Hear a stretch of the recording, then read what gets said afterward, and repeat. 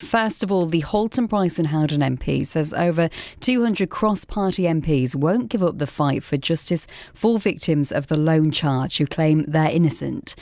Now, the loan charge mainly affected freelancers and contractors who had others managing their taxes. Part of their salary was paid to them as a standard taxable income, but the rest of their salary was paid as a loan from an offshore trust, and workers were led to believe that their tax affairs were being taken care of. HMRC is now demanding large sums of backdated tax on those loan payments.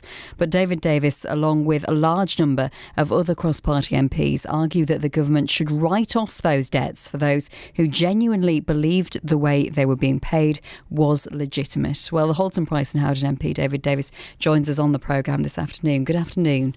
Afternoon. I've tried to explain that in as easy a way as possible, but it's not an easy thing, is it, to understand? You're brilliantly clear. How many people are affected by this loan charge, and how is it impacting on their lives? It started at about 50,000. We've got it down to 40,000 because the government has accepted that anybody before 2010 they are going to write off. But that still leaves 40,000 people. And the one thing I'd say about the way you explained it, it wasn't just their tax affairs were managed by other people. I mean, many of these people were locum nurses or social workers or other contractors for government very often. And, I mean, imagine a nurse maybe went off to start a family out of her career and then came back to her career. The best way back in is to be a locum, goes to an agency employing locum nurses for the National Health Service and is told the only way you can do it is on this scheme. Right. And she said, well, is that okay? Is that legal? And she said, yeah. They told, yes, it's legal and it's the only way available. So they didn't have any choice, you know. So and we're not talking wealthy people who can afford, you know, to employ their own tax accountants and so on. This is just ordinary folk like all the people listening, actually. So that's the big issue. And I said there are about 40,000 of them left. And for many of them, this is a nightmare. I mean, just giving one of my constituents, you know, he's retired. He's retired on a basic pension. He hasn't got a fancy pension. And he's got to pay back nearly £40,000. Where he finds that, I don't know. There's another case where, you know, it's much more than that, and the person's going to have to sell his house. And these are people who did not know they were being put in this position until, as it were, the tax authorities came and told them they wanted some money off them. So they're the people who didn't know. Were the people who did know? Well, I think there probably were. I mean, of the 40,000, I think the vast majority, some in the high 30,000s, didn't know. There will be some with whom I have little sympathy, frankly, who did this knowingly. But I can't pick them out from the vast numbers of people who didn't know or were misled or were just coerced effectively into this procedure. And as I say, they're ordinary folk. You know, I mean, I don't want to see a locum nurse have her retirement ruined because of the way the government, the National Health Service in this case, allowed the contractor to employ her. How is it affecting them, finding that they've got all this to pay back at this stage in their lives? Well, there have been 7 suicides. When the all-party group did a survey of them, some 2/3 of them had considered suicide. I mean, I cannot think of a government policy which has had the impact of making 2/3 of the people that consider suicide. So as I say, 7 suicides. A lot of people, as I say, now, because it's been going on for 20, 30 years, a lot of people now, as it were, coming up to retirement. And you know, most people going to retirement, they've got enough money to get by, but they haven't got vast sums of savings to hand over to the taxpayers, tax authorities rather. So they're in a lot of misery, very, very, very upset. And also, frankly, it's breaking up some families. You know, my mother used to say many years ago, you know, that when money troubles come in the door, love goes out the window. And you can see that sort of thing absolutely destroying families and creating great worry. And the individuals, one of the people who died, he wrote committed suicide. He wrote a letter, and it was his family shared something with us, and it was horrible. Like this person who'd lost faith in himself, who felt he was going to hell now, that you know he was too ashamed to go to the doctor to talk about the depression he had because he felt he'd done wrong. And in fact, if you look at it, I looked at the case, he hadn't done anything wrong at all. So what's going to happen now then? You say that you are going to continue to fight their case. What happens next? Well, I mean, there are a couple of hundred of us in the all-party group, and they're all parties, the Liberals and the Labour, not people who normally support tax avoidance, put it that way. And there are a couple of hundred of us. Sadly, they're not quite enough to win votes in the Commons at the moment, although we keep trying. In fact, we actually had an amendment to the finance bill only a couple of weeks ago, but we didn't have the numbers to push it through. And we've been carrying out reports, surveying it properly, looking at the legal options. We will no doubt. I mean, we've had about 3 or 4 debates on the matter in the House so far, and we'll have some more of those to keep the pressure on the government. And we may have to look towards legal remedies as well, because I am quite sure that this is a breach of some people's rights.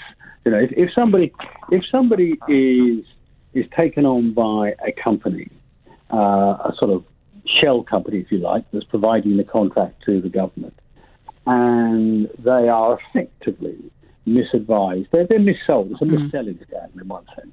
And not only do they lose the tax, many of these companies take their holiday pay and they take their pension pay as well. And these victims then get picked on by the government. It seems to me that's a breach of quite a few rights. So that might be another route. Now, I'm not the chairman of the APPG. I'm just a simple ordinary member. But it'll be that's what I'll be recommending they look at to where we go next. But the first thing about it, frankly, it's a bit like in a way, it's a bit like the Horizon scandal you've been covering in the last few weeks. The post office sub-postmasters and mistresses who some of them went to prison wrongly because they were misconvicted. For them, their lives are destroyed, not just because they went to prison, but because they were made to look guilty in the eyes of the public. And the same is true about the loan charge people. Not only are they victims, but they're made to feel like villains. And it's really, really important to these people that we make it plain that they're not villains, that they didn't bring this on themselves, that this was brought on them by a mixture of, frankly, malevolent corporations and very, very bad administration by successive governments. It goes right back to Blair and carries right through to today. They've all handled it badly. And part of our job is to stand up for their honour and their reputation as well as the outcome. But we'll be paying attention to all of them, as you can imagine. Yeah, and we will continue to follow that story. In terms of, just out of interest, what has happened to those who coerced and those who missold this? Well, so some of them have already sort of settled with the HMRC, but the rest are being pursued, I'm afraid, and they're having to find money from their savings or from selling their houses or whatever, and make deals with the HMRC to pay it off. So for them, at the moment, all you're seeing in the immediate future is misery, financial misery, which of course then leads on to all sorts of other problems. As I said, breaks families and the rest. No, sorry, I mean the ones who actually missold those who were behind the mis-selling and the coercion. One of our big arguments is actually the government is aiming at the wrong people. The people they should be pursuing for this are those people who, knowing what they were doing, led the victims of the exercise into this. And my view is that's the people who should be prosecuted, and some of those, in my view, should go to prison because of the things they have been doing. I mean, this is an ongoing scandal, and it's still going on in some respects.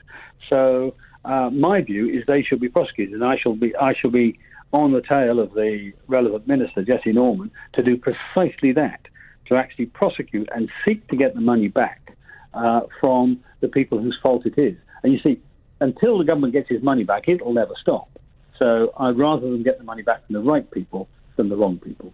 Thank you for your time. David Davis, the Halton Price and Howden MP there. And this is a statement from HRMC. They've told us the loan charge was introduced to ensure those who used disguised remuneration tax avoidance schemes paid their fair share of income tax and national insurance contributions. We must uphold the fundamental principle that individuals are responsible for their own tax affairs. And it is right that we continue to tackle these type of avoidance schemes as they deprive public services of vital funding.